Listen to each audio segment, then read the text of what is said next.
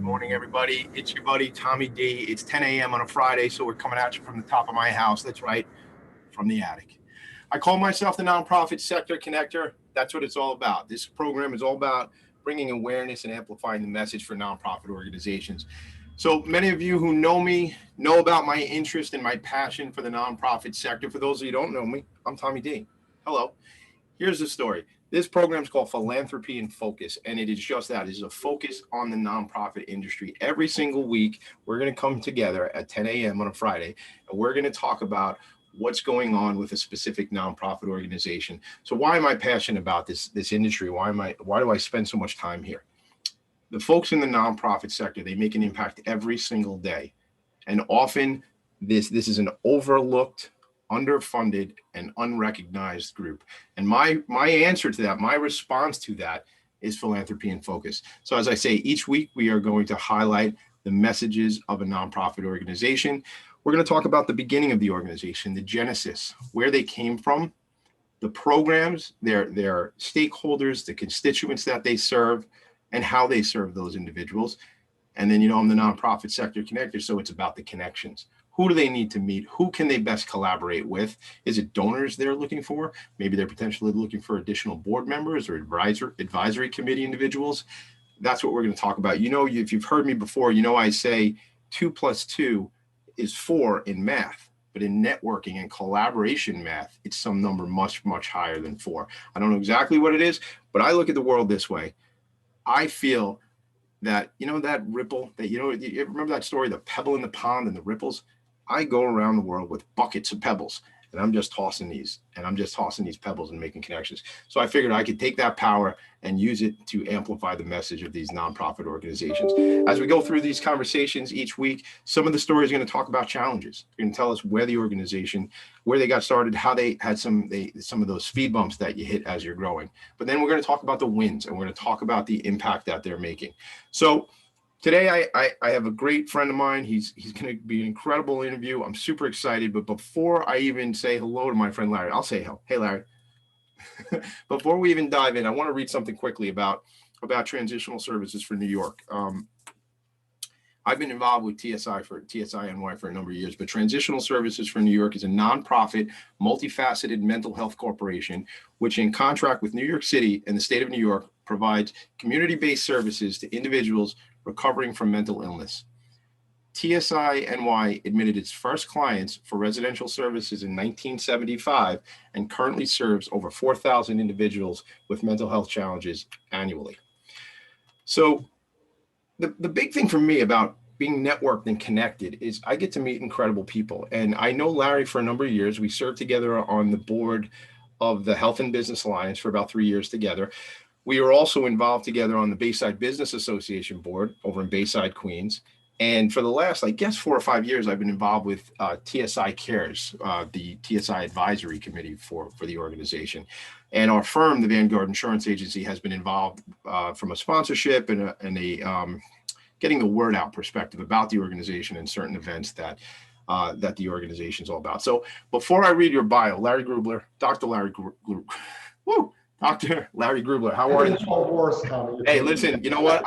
I've only said that name about 500 times in my life. I didn't think I'd trip on it here on the podcast. But good morning. How are you? I'm great, Tommy. How are you? I'm really good. I'm fired up. I think, as I said up front there, this program is about recognizing the work that organizations are doing.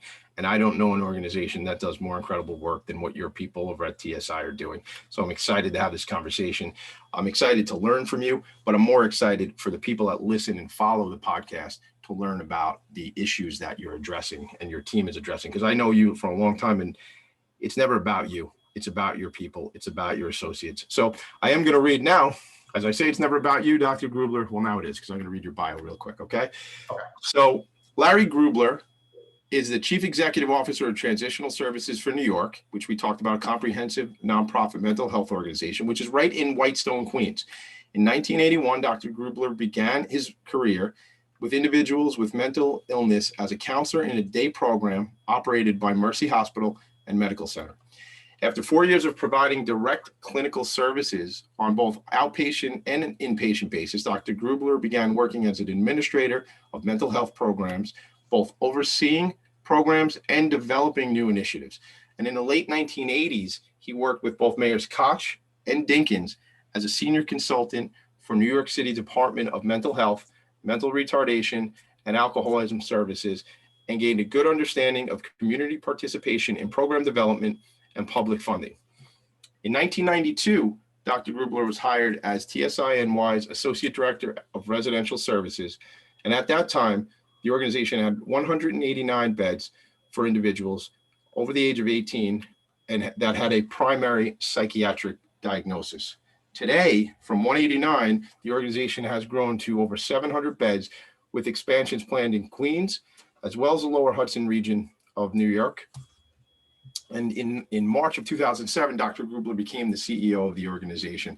The organization has a $30 million budget and services, as I've mentioned several times leading up to today, 4,000 individuals in the city of New York each and every year.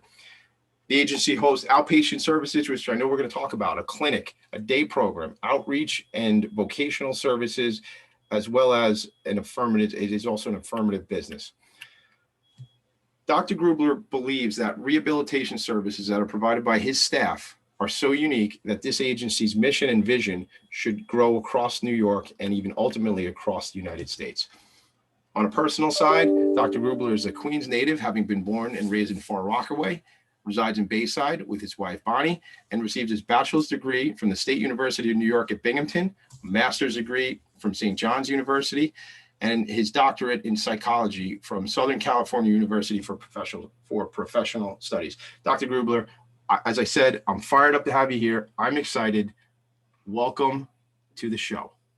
Good morning. Thank you so much. I truly appreciate it. As you know, I love talking about transitional services. You just presented me and it sounds really great, but it's, as you said, it's not all about me. This is an amazing agency. And as I was listening to you, I was feeling even more lucky about my career and what I've chosen to do for my life. And I put in perspective, you mentioned the years. I mean, people that are looking at me now probably think I'm about 20, 21 years old. But if you said I started in 1981, which means that this year, it's 40 years. So I didn't realize it kind of until you were talking about it. So really, thank you for acknowledging the not-for-profits, trying to bring us to the forefront. I think we have a lot to offer and a lot to say. And very often, specifically in the mental health world, it's not a very sexy topic. People don't want to talk about it. And you're giving us an opportunity, and I truly appreciate that. Yeah, you know, we're going to get into that whole thing in a bit, not being a sexy topic, and what I keep, this hashtag I keep putting out there, and the stigma, and I definitely want to dive into that. But think about that for a second. 40 years in this industry, the impact you've made, not just on patients and people who need services, but the impact you've made. I've been to your events, I've been to the holiday parties, and I see the recognition that you give to your colleagues, your employees, and it's that sort of passion. I do a lot of work on the benefits and HR side, and we always talk about culture. And I've learned over the years that not many folks go into the nonprofit sector because they see that it's a way that they can get very wealthy. They go into the nonprofit sector because they want to serve. And talk to me, if you could, maybe we'll just start there. Talk to me about the service. When did this draw you in to say, this is a sector I want to be involved with, specifically mental health? That's a really interesting. If I could take 2 minutes to tell you all about that, it's really kind of interesting. I wanted to be a gynecologist. I had no interest in, not even that I knew that psychiatry or was a true world. I was trying to get into medical school, and I needed a job in in a medical field, and I wound up getting a job at Mercy Hospital working directly with clients in a day program, people that had long-term histories of schizophrenia, major depression, and I'm sitting there doing the groups and talking to the people, and I always tell this story because it's kind of funny, but I never, in a weird way, but I never thought about them as any different than either me or my family. So here I am working with people that had been in a mental health setting, and I could have been talking to my aunt or uncle or father, and I thought to myself, well, this is kind of cool. I really, really like this. And I actually gave up the idea of going to medical school. My parents were not thrilled. And they, because I graduated from college and started out making $10,000 a year. And like, what was the whole purpose of going to medical school? But then I began to see that if you really work with people, they can be rehabilitated. They can lead a more quote unquote, whatever normal is, more normal life. They can integrate back into the community. And they can transition. And I want to talk a little bit more about that transitional model, because that's what this is all about, to transition from a point in your life where you need a lot of support to a point that you need less. I loved doing clinical work. I loved meeting with the clients. I loved singing with them. I would come home from work and my dad would say, what did you do today? And I was like, well, I sang with people, or I did their nails, or I did their hair, or made them look better or feel better. And he didn't get it at all. And most people don't. Most people don't. And that's why we talked about how people at transitional services can talk a little bit more and differently about what they do for a living, because it's very hard to understand. And I'm going to offer this I think you've taken the tour, but if anybody after this wants to take a tour, it's a lot easier to see, touch, and feel. And I think that that's really kind of key. I wish my dad had an opportunity to take that tour. I wonder, we can dive into this certainly deeper as we have this conversation, but I wonder if it's a generational situation, as far as the whole stigma around the mental health conversation. Because as you sat there, as you said, it was a job. You went to get a job, and it obviously turned into a life's passion and a career. You saw these individuals as they could have been a member of your family, because they are members of our families. Isn't that what this is all about? These are people that I know people in my own personal life that goes through some challenges. And I'm going to be honest, there's days I'm having some challenges, Larry. I mean, I think we all, and we'll go into some statistics and things like that later on, but I think we're all, if not affected by this personally, it certainly is something that challenges our families. And absolutely. And just, I want to tell another quick, I could go on with stories. I love stories. That's all I'm about. Tell me more. Tell me more stories. I often tease that my grandmother, may she rest in peace, was the first true rehabilitation counselor. My uncle had schizophrenia. Nobody talked about it. Nobody knew about it. He went into the army, was discharged from the army because he was acting bizarrely, came home, and they didn't want to put him away, and they wanted to keep him at home. And they decided that they were going to put him into business. So they opened up a candy store in Jamaica Avenue.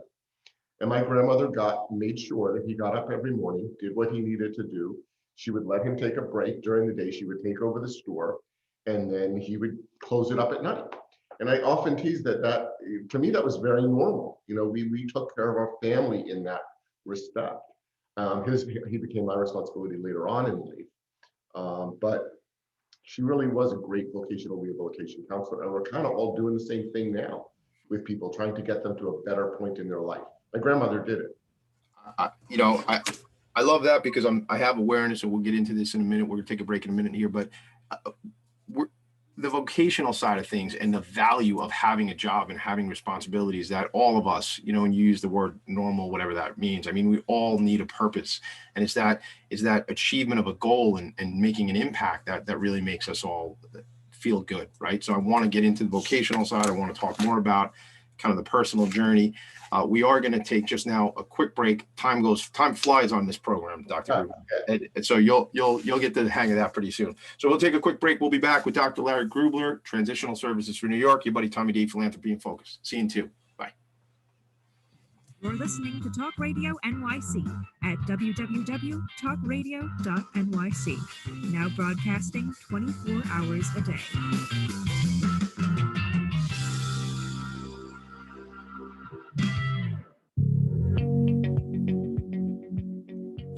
Do you love, or are you intrigued about New York City and its neighborhoods? I'm Jeff Goodman, host of Rediscovering New York, a weekly show that showcases New York's history and its extraordinary neighborhoods. Every Tuesday live at 7 p.m., we focus on a particular neighborhood and explore its history, its vibe, its feel, and its energy. Tune in live every Tuesday at 7 p.m. on talkradio.nyc. Are you a conscious co-creator? Are you on a quest to raise your vibration and your consciousness? I'm Sam Leibowitz, your conscious consultant. And on my show, The Conscious Consultant Hour, Awakening Humanity, we will touch upon all these topics and more.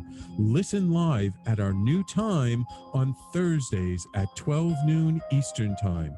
That's The Conscious Consultant Hour, Awakening Humanity, Thursdays, 12 noon on talkradio.nyc.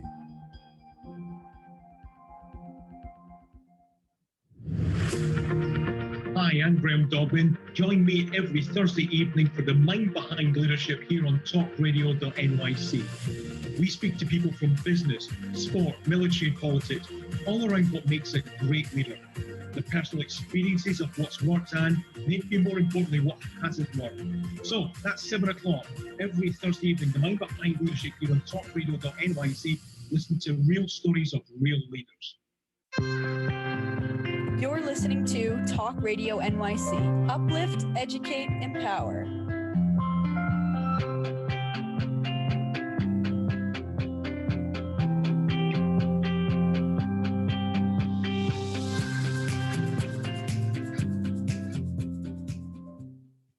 Nonprofits need connections to move in good directions. So cut through all the static. Join Tommy in his attic. That's where we are. That's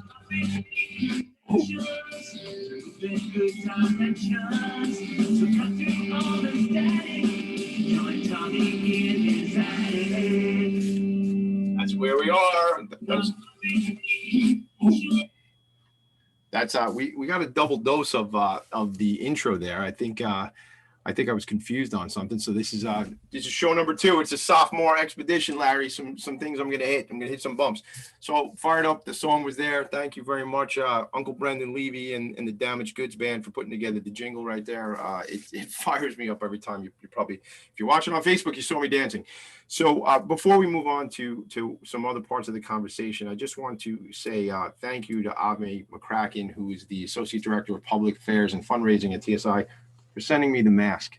It's becoming to TSINY mask.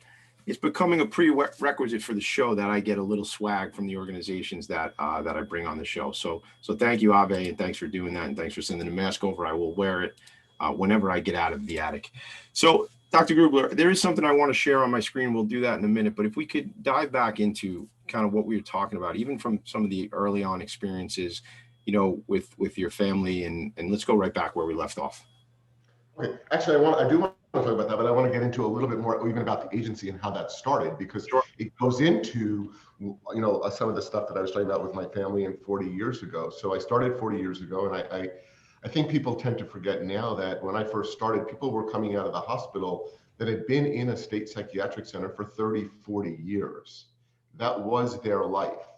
And what happened in the world that allowed people to come actually out into the community? I think it's really important to start from there so that we can. What years did that all? Because you shared stories like this with me in the past. What was that time frame when these buildings, these organizations opened up? Can you take us back? Yeah, with the advent of medication, that's really what happened. It was the advent of medications which were being used to treat people. It started in the 1960s.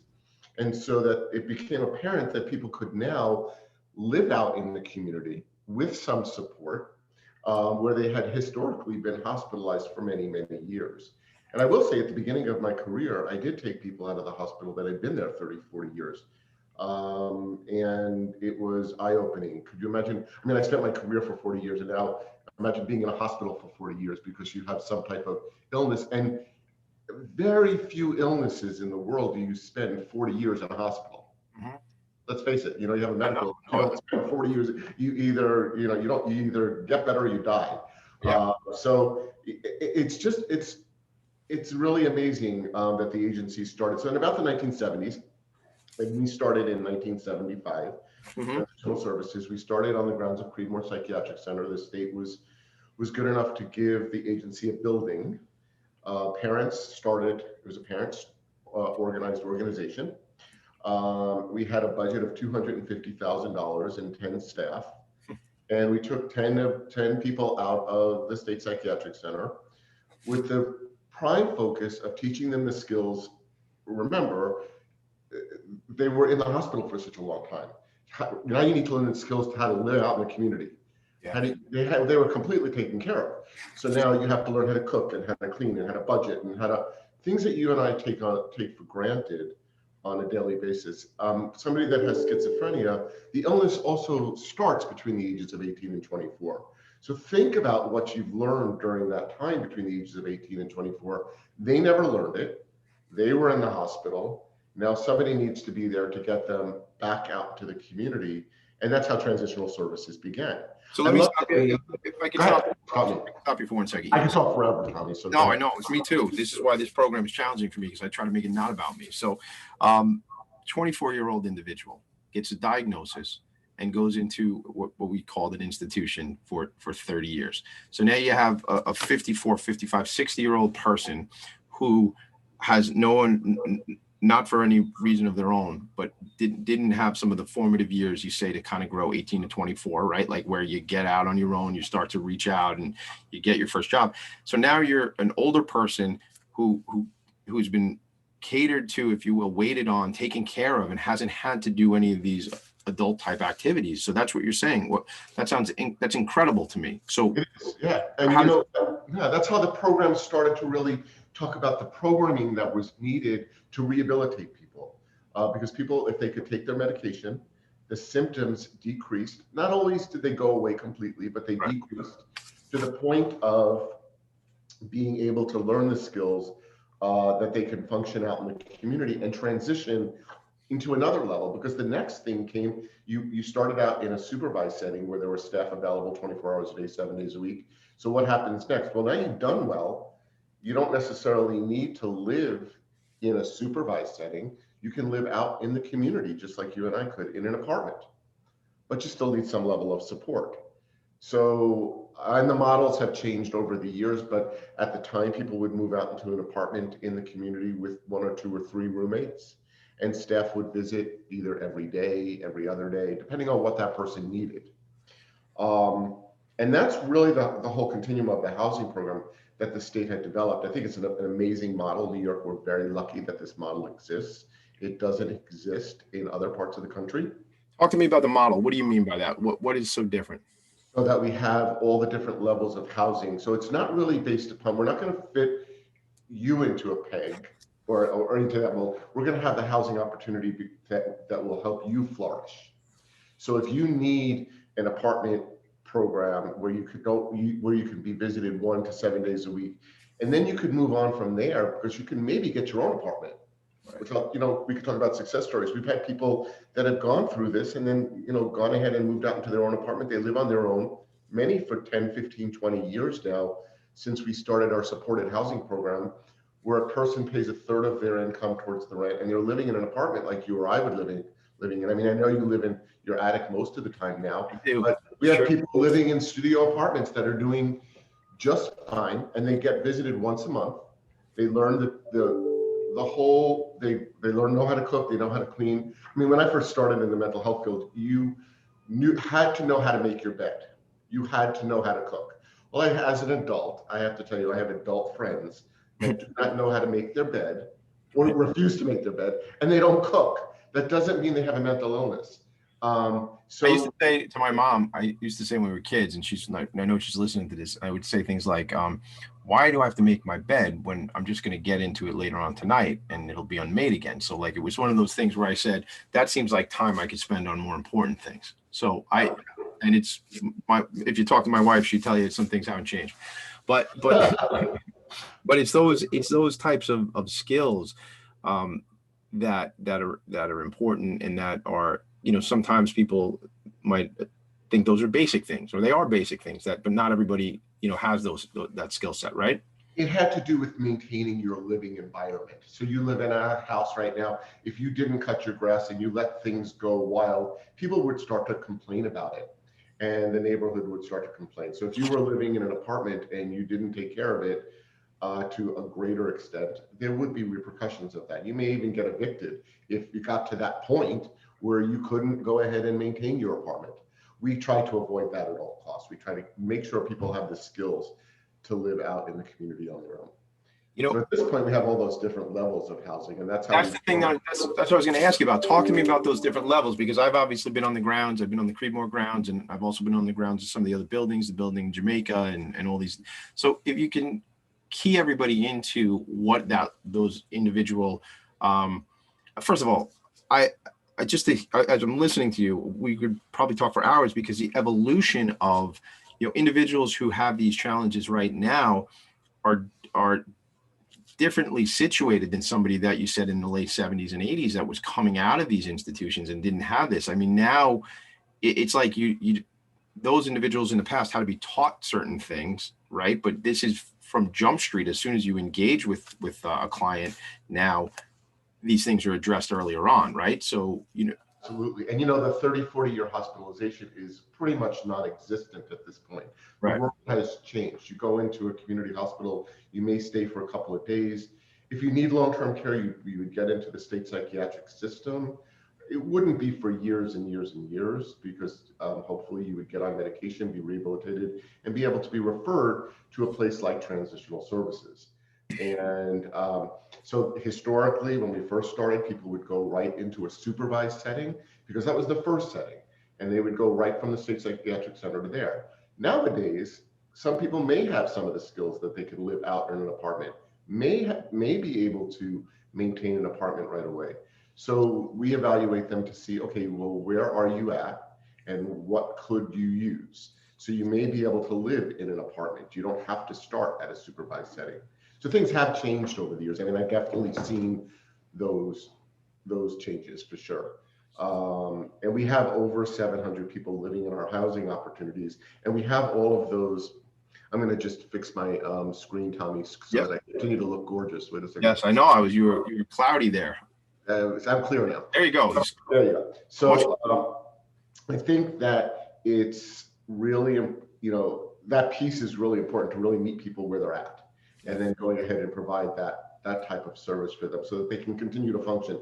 The thing I love about a transitional model, which I feel very lucky about, is that, just like you said before, some days there are challenges for yourself.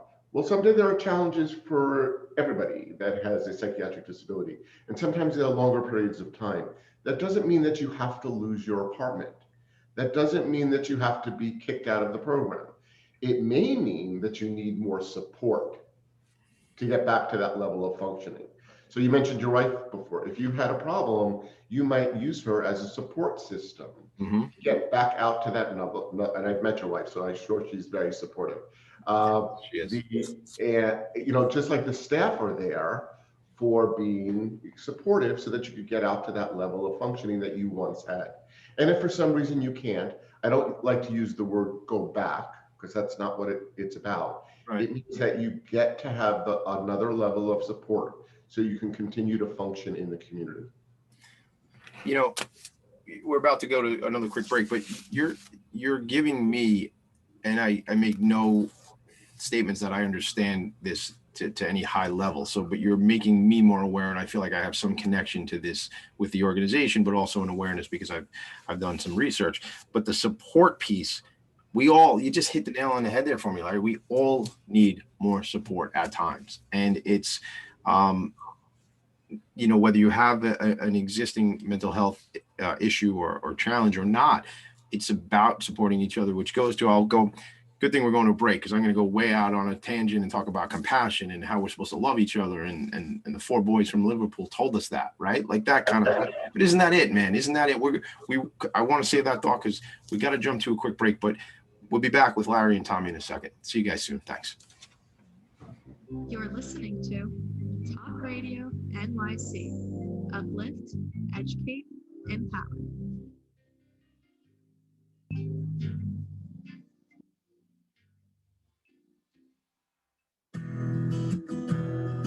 Are you interested in having a better relationship with yourself, others, and God? Greetings. I'm your host, Dr. George Andow, for the show A Journey Through into Awareness. On my show, we journey into the awareness that the mind of God is the true seat of our personal consciousness. We join together each Monday at 7 p.m., so tune in on Talk Radio NYC. You know you have it, the potential for a more rewarding life, a life that matters. But how do you get there? The answer is in a best-selling book by the coach of the successful and wealthy, Ken D. Foster, The Courage to Change Everything, Daily Strategies and Wisdom to Awaken Your Hidden Genius and Transform Your Life. With this powerful yet amazingly simple daily guide, your future is in your hands. You will be empowered to unlock your potential, bring out your true gifts, increase your wealth, and take your life and business to a new level. Get your life-transforming copy of Ken D. Foster's The Courage to Change Everything by going to couragetochange.us. That's couragetochange.us. Quite frankly, there's no other book like this. Imagine what your life could be like if you had at your fingertips the success principles to create the life you've always wanted. Are you ready to live your dream? Go to couragetochange.us. You're listening to Talk Radio NYC at www.talkradio.nyc. Now broadcasting 24 hours a day.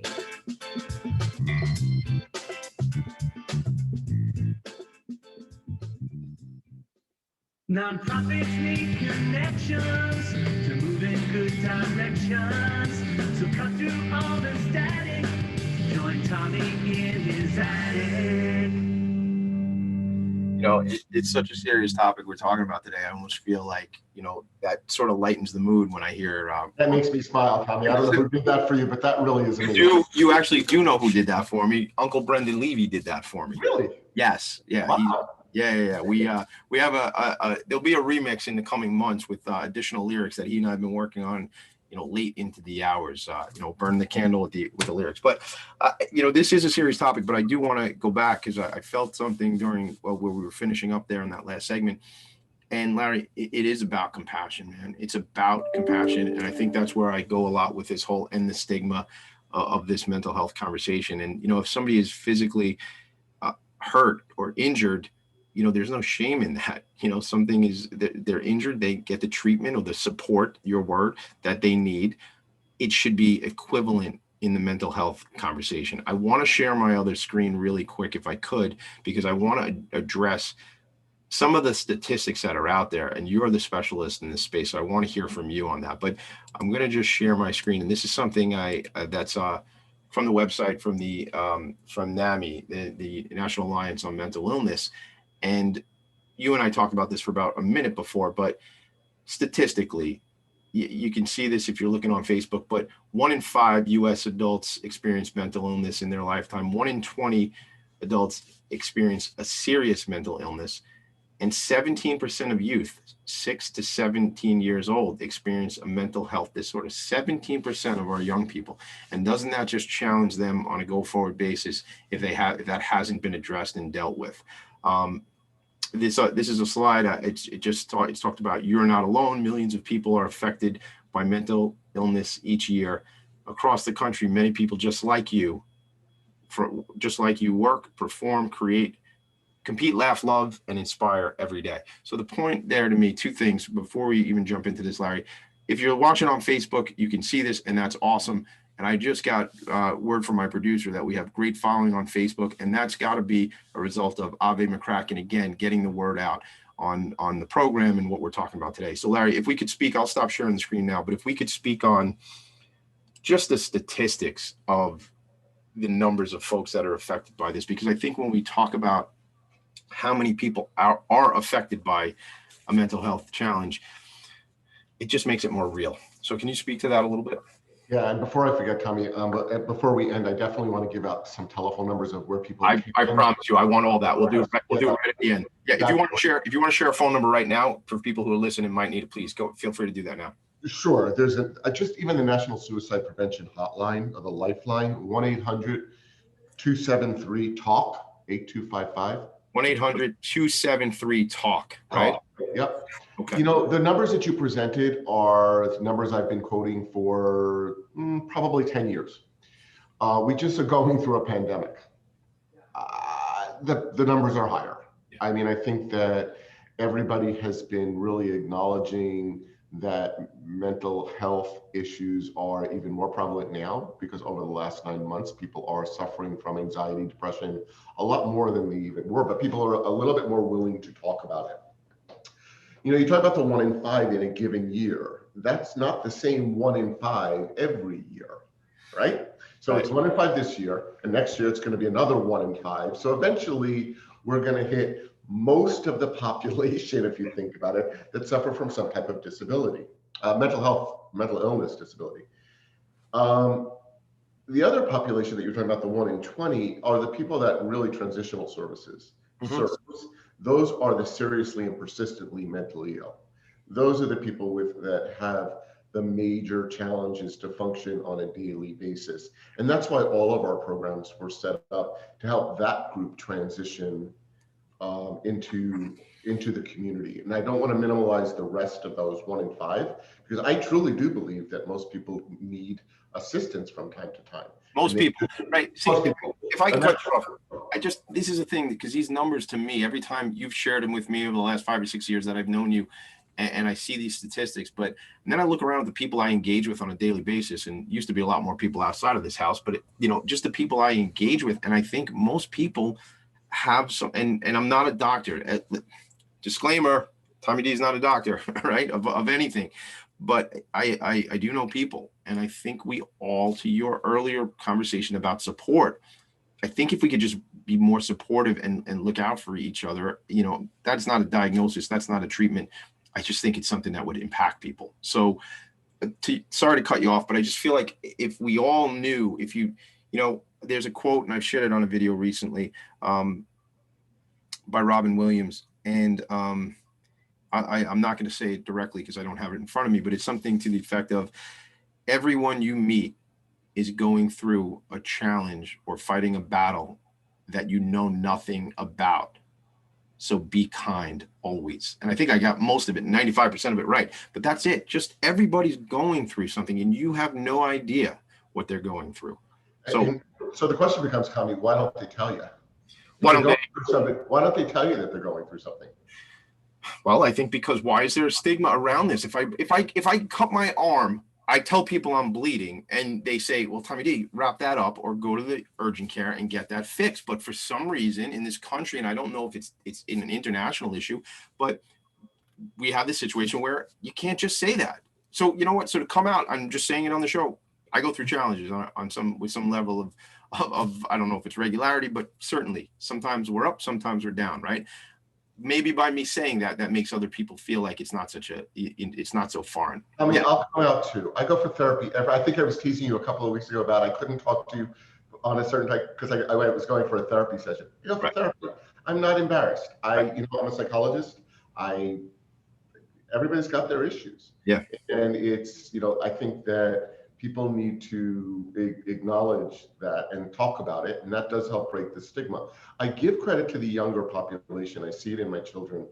They are the younger generation, actually. They are talking about it more. They're talking about their anxiety. They're talking about their panics. They're talking about what's going on in their life a little bit more. And I think about sometimes maybe it's just the social media aspect of it as well. It's maybe easier to say, I'm having a really tough time if you're texting. Rather than talking.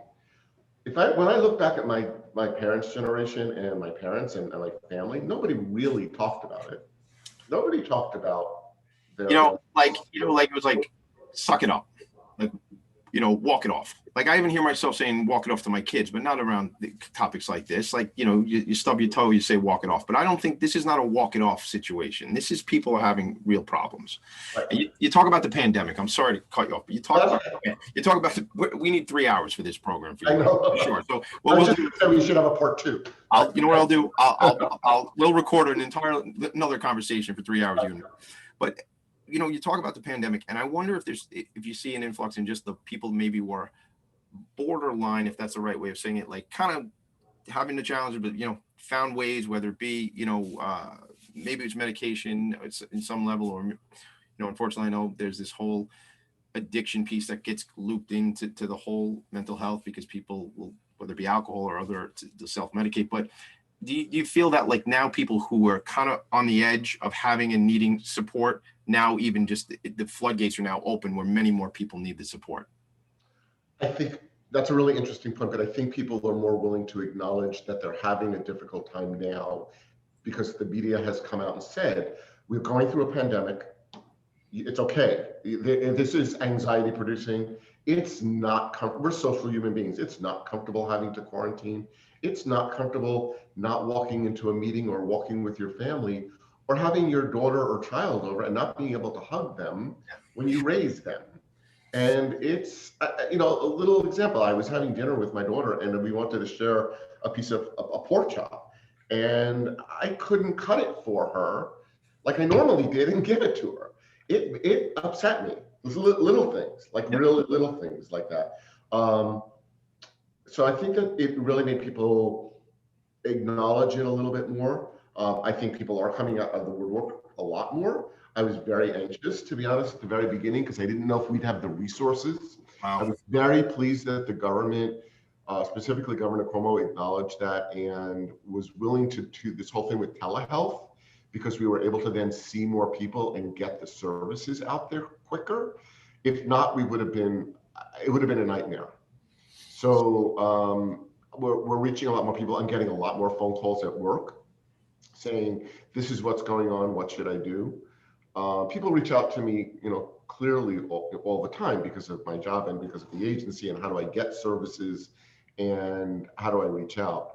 Got a call this weekend about a young man who was, it was very interesting to me. He actually tried to kill himself and was hanging himself off of a bridge and was saved by the police. Not one of my clients, it happened to be a community person. And this person reached out to me and said, okay, where can I take him? How can I make sure he gets help? How can I force it?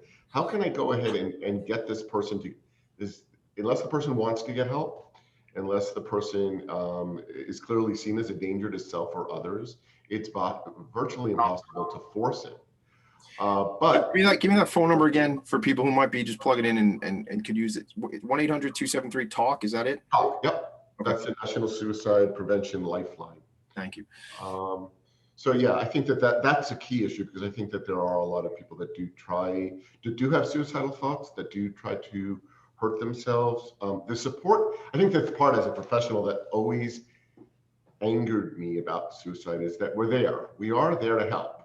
So why didn't you just reach out and call? But I think that people tend to forget, and I do acknowledge this, that you get to such a dark place in your life that it's hard to reach out at that very moment. Right. So what about? So it's like the way somebody explained it to me from the State Office of Mental Health, it's like the perfect storm that comes together, and all of a sudden, you might take your own life. It's just like the perfect storm. It made sense to me when they described it, but from my client's perspective or family perspective, I'm here. Call me. We'll go through it. You don't have to be alone. And that's what I think people often feel. They feel alone. Specifically with the stigma of mental illness, they feel. Well, there's the stigma, and then there's the thing that they don't even know where to go. So when you talk about education, we're going to go to a break in a minute, but when we come back from the break, Larry, we only have one more segment left, and I want to dive into just some of the programmatic things that are going on at TSI. But people just don't know. There's no awareness of where to go. So maybe I thought about this coming up to the attic this morning, and I said, you know what? Maybe there's another podcast where Larry and I just jump on once a week and we talk about, these challenges and where people should go. Maybe there's something there. My producer, Sam Leibowitz, probably just got excited because maybe we'll get another program here on the network. But I was thinking about that because maybe that's the awareness and the education we need to do. We got to go to a break. Tommy D, coming at you from my attic, Philanthropy and Focus, Dr. Larry Grubler, TSINY, Transitional Services. Back in 2 minutes. See you soon. You're listening to Talk Radio NYC. Uplift, educate, empower.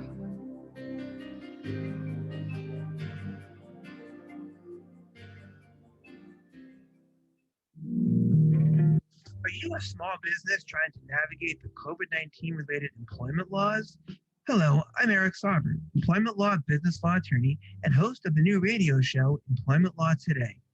On my show, we'll have guests to discuss the common employment law challenges business owners are facing during these trying times. Tune in on Tuesday evenings from 5 p.m. to 6 p.m. Eastern Time on talkradio.nyc.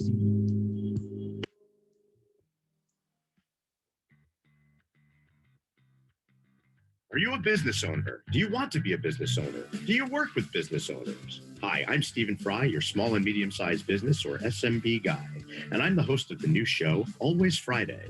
While I love to have fun on my show, we take those Friday feelings of freedom and clarity to discuss popular topics on the minds of SMBs today. Please join me and my various special guests on Friday at 11 a.m. on talkradio.nyc.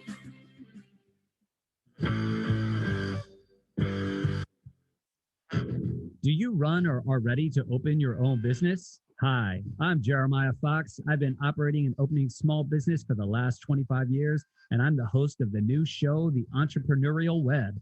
Tune in every Friday at noon Eastern Time for insights and stories on the nuances of running small business right here on Fridays at noon, talkradio.nyc. You're listening to Talk Radio NYC at www.talkradio.nyc. Now broadcasting 24 hours a day.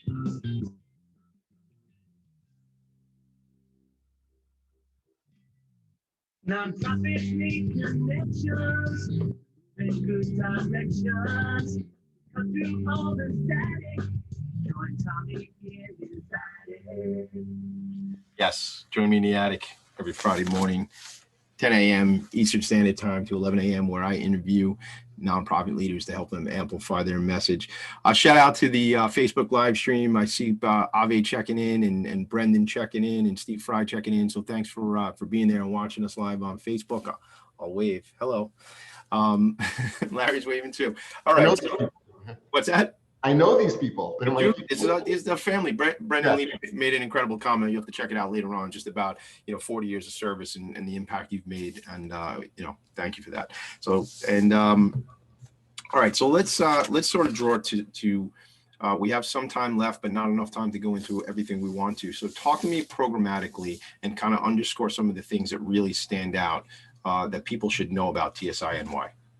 I want to put it also into perspective about that transitional model and why when it also developed within the housing model and the outpatient services. So it became apparent that when people moved out into the housing opportunities that they needed the support services, additionally, the clinical support services out in the community.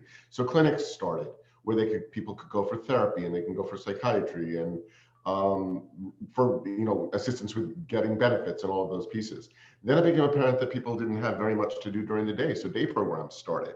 Think about it. You're now home, you're now out, but just like you and I, we go to work. There's nothing to do during the day. So it was from a rehab perspective. This was an opportunity to do something during the day. You would go to group, and you would further learn to socialize, and you would do all of those pieces. Transitional services has the clinical model. We have the rehabilitation model, so that people can go out and go to a clinic and a day program. We call it PROS, Personalized Recovery Oriented Services. That's a really fascinating program because it would be kind of like you or I picking a goal for our life, whatever that goal might be. It might be getting your education, or it might be going back to work, or it might be learning how to deal with your mother-in-law. Let me use that as an example. And then the staff go ahead and create a curriculum based upon that goal for you, so that you learn how that skill that you've chosen as that's important to you. We have mobile outreach programs that provide outreach to the community to talk about mental health issues and connect people to mental health programs. Vocationally, it became apparent that people were able to get back to work. For many, and I guess I didn't realize this when we started our affirmative business, and I'll talk about that in a second, that many people, and again, given the age range of the beginning of the illness, didn't have that opportunity like you or I might have had our first job. They never had that opportunity to go out to work. So we developed an affirmative business. We have a business out in the community called Turn the Page Again. It's a bookstore with the prime goal of teaching people the skills needed to go out to work, how to get to work on time, how to talk to your supervisor, how to talk about your mental illness and how it's going to impact on your job maybe, and what you should divulge and what you shouldn't divulge, and what's acceptable and what's not acceptable. Again, you don't want to use your mental illness necessarily as a crutch. You want to say, I have a psychiatric disability, I'm going to do the best that I can, and I'm going to try to function and go back into into the world. Our bookstore is a fantastic program, and it's actually an amazing model because we cycle people through on a 3-month basis, and then they go out to get either real jobs. They may go back to a volunteer placement. They may go back to school. They may, but for many, I didn't realize that they're 40, 45 years old, and that's the first job that they've ever had. Wow. And when I've talked to them, it's really, it's heartwarming and heartbreaking and all that stuff that goes with that, but it's really good to go in there. And you know my wife, you've met her before. So she went into, separate and apart from me, when the bookstore first opened, she went into a drugstore, which will remain nameless, across the street. And she got yelled at by one of the people behind the counter. I don't remember what she was doing. And she said, then she went into the bookstore because she wanted to do something in the bookstore. And she said, Larry, I have to tell you that your bookstore people are so much nicer. I've had friends that have gone to the bookstore and said to me, Larry, are you sure they have a mental illness? Like they just don't get it. And because it could be you or me. It's not. Can you just clarify? Missing an arm. Right. So I could have schizophrenia and you will not know. Right. And so it's that saying things like that, it does help break the stigma. It's really important when we talk about the stigma. You know, stars come out and they talk about their depression or their anxiety or their, you know, those things do help break the stigma. So anyway, let me get back for a second because I can go off on tangents, but we have the clinic, we have the day programs, we have mobile outreach, we have behavioral health care, which is a great program that helps people coordinate all of their services. We have an APS program, Adult Protective Services. We have staff going out to the community if somebody makes a complaint that they are being abused for whatever reason. So they're kind of walking in, or they may be facing eviction, or they may be having financial problems, or maybe being abused.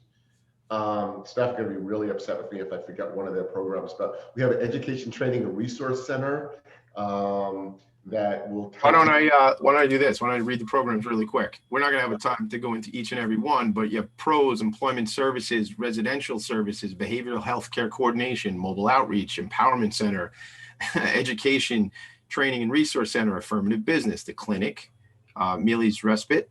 So you want to talk about the respite for sure? I do want to talk about the respite. It's really important.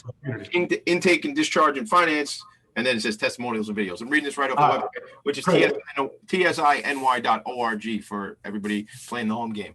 So yes, absolutely. I was actually had that on my list to really mention that. It's www.tsiny.org. But thank you. The one I missed two. So the Empowerment Center is a group of actually peers that help peers, people who have a psychiatric disability, go ahead and get back into the world on their level. The best way to describe it is they may sit with them and calmly describe how to do their resume or how to use the internet or do things. And they have a lot more patience and time of getting people to empower themselves and not be marginalized because they have a psychiatric disability. I talked about APS, and one of the ones that's a premier program, specifically in Queens, although they do exist in other boroughs as well, but we have one of the best ones, is a 10-bed respite program where it's a hospital diversion program. So that if people, rather than go into the hospital, they have the opportunity to spend 7 days within a setting where they are helped by peers using a model of intentional peer support, so that they go ahead and can talk about whatever issue brought them into the respite and return back out into their home. That was kind of what I was talking about before about, you may have a difficult time, but you need more support. You need a different level of support to be able to maintain your life. Different than a hospitalization. When you go into the hospital, I actually worked in the hospital, I've had that opportunity, your life stops. So you can't go for therapy, you can't go to your clinic, you can't go to your job. If you go to the respite program and you're able to do all that stuff, you can still go for therapy, you can still go to your volunteer program, you can still do your stuff out in the community and still get the support necessary back at the Mealy's respite program. That's I just want to interrupt you 1 second. We got like 3 minutes to go, and I need like 1 or 2 of them myself to just kind of bring them home. So give me all the contact info, Larry. Where do people, aside from the website, which I said www.TSINY Transitional Services for New York, TSINY.org. What else contact info and stuff you want to share before we bring it home? Okay, great. So I think it's really important. I don't want to leave anybody hanging. So if you have an issue that you need to discuss with somebody and you think you might need one of those services that I mentioned, call our intake department at 718-425-4942. Tell them Larry sent you. You'll get quicker service. No, just kidding. Ask for Melinda. She's really great. She will go ahead and assist. That's 718-425-4942. And you can also, you had mentioned NAMI, we do support NAMI, the National Alliance for the Mentally Ill. We specifically for the families and or individuals who are suffering from a psychiatric disability. So please feel free to call 1-800-950-NAMI. And I will also, and I'll make sure that all this information gets shared social media wise, like that. And if you didn't get that information from Larry for one reason or another, you reach out to me and I'll make that connection for you. So we are going to try to bring this to a close. Dr. Grubler, thank you for being here. I can't express enough how important this was because we're getting this incredible information about your great organization. And I promise you, if you'll come back, I'd love to have you back. So say yes. All right, cool. He said yes, everybody. What you're doing right now is amazing, and the staff are really appreciative of it, and the clients are as well, because we got ignored a lot of the time. So this is awesome. Thank you. And thank you to everybody for being here today. So really quick in closing, this has been just another one of our insightful and eye-opening conversations with Dr. Grubler. A few quick announcements. Next week on the show, my buddy Michael Katakis from Spirit of Huntington Art Center will be talking about the Artworks program that empowers individuals with special needs to really work towards a career in digital arts. Don't forget, if you work with a nonprofit in New York City, the New York City Imagine Awards applications are out, nycimagineawards.com. So the 2021 applications are live. If you run, work for, support, volunteer for an organization, make sure they know about the Imagine Awards. How do you get in touch with Tommy D? Instagram, tommyd.nyc. Tommy DeMisa, that's my real name, D-I-M-I-S-A on LinkedIn. Facebook, it's Tommy DeMisa, or Philanthropy and Phocus. And Phocus is spelled P-H-O-C-U-S because I like alliteration and I thought it was cute. And you can always email me at tommyd@philanthropyandfocus.com. Stay tuned for the rest of my friends here on the station. We have my buddy Steve Fry, the SMB guy, followed right behind my show, the Entrepreneurial Web after that. Wise content creates wealth right after that. I am Tommy D, the nonprofit sector connector. Make it a great day. Keep connecting. I will see you next Friday, 10 a.m. Eastern Standard Time here on Facebook Live and talkradio.nyc. Make it a great day. Thanks, Larry. Thank you. Nonprofits need connection.